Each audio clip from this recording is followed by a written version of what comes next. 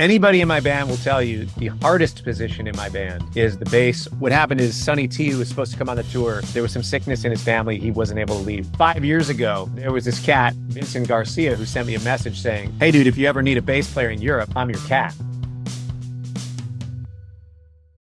How you did on, I think it was your last European tour, you had a bassist come into that tour like 7 hours before your first show. Yeah. It seems like you had no rehearsals or anything. How hard is it to come into this band as a bass player with, 48 hours notice? And were you blown away by this guy? Because to me, he sounded like he had been playing with you guys for years. Like, he sounded unbelievable to me. What was that like to pull that guy in hours before the gig? Anybody in my band will tell you the hardest position in my band is the bass or the drums, because I'm very particular about those things, about the time field, the releases of notes, the attacks, how we're interweaving with each other, because I'm a lead rhythm guitar player at my core. So I'm in the rhythm section, but I'm also playing lead things. And there's certain stuff that I do that people might not, they might try to weave above or in or out of it. And a lot of the parts are very intentional on how they work together. So the bass position in my band is a very hard one to come into. And what happened is Sonny T, who was supposed to come on the tour, there was some sickness in his family. He wasn't able to leave town for the tour. And I remembered 5 years ago, there was this cat, Vincent Garcia, who sent me a message saying, "Hey, dude, if you ever need a bass player in Europe, I'm your cat." And, the other couple people who have played with me before were unavailable.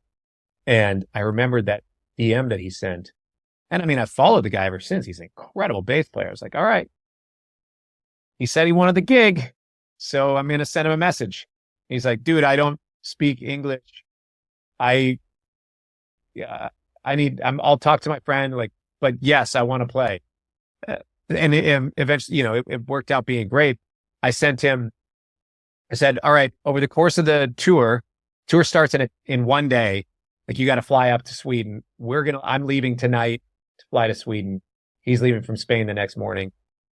And here's the 40 songs that we're going to do over the course of the tour. Here's the set list for night 1 and the set list for night 2. Prioritize these. There will be a lot of overlap just to make sure that you're good.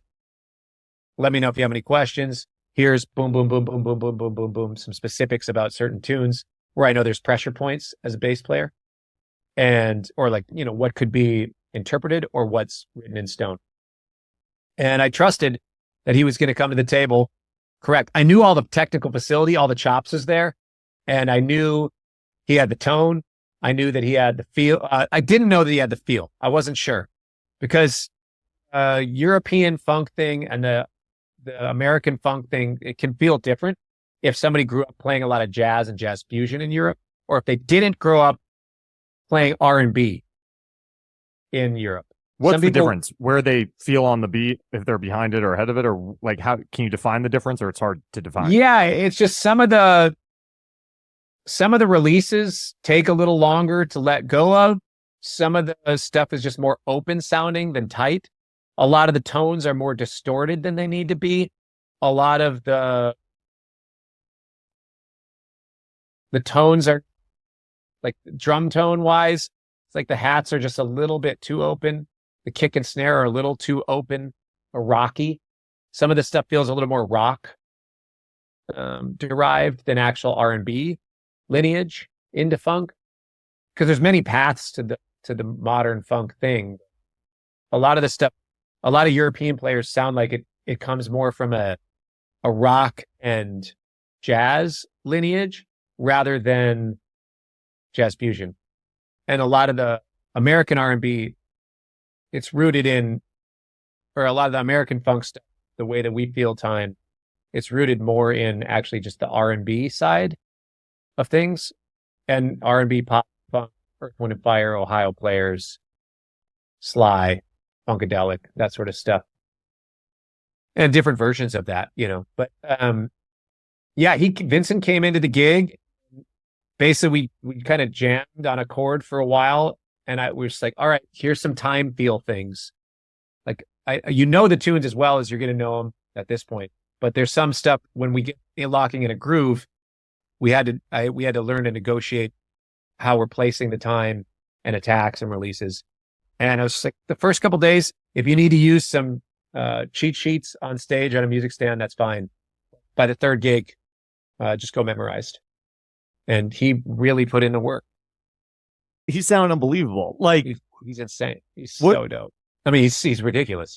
He's so good. And were you really struggling to communicate with him because did he literally not speak English, or were you able to speak a little bit of English with him?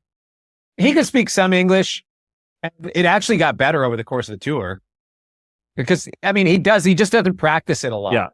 Yeah. So I know a little bit of Spanish. A couple of the guys in the band know a little bit of Spanish, and his English was good enough where it was.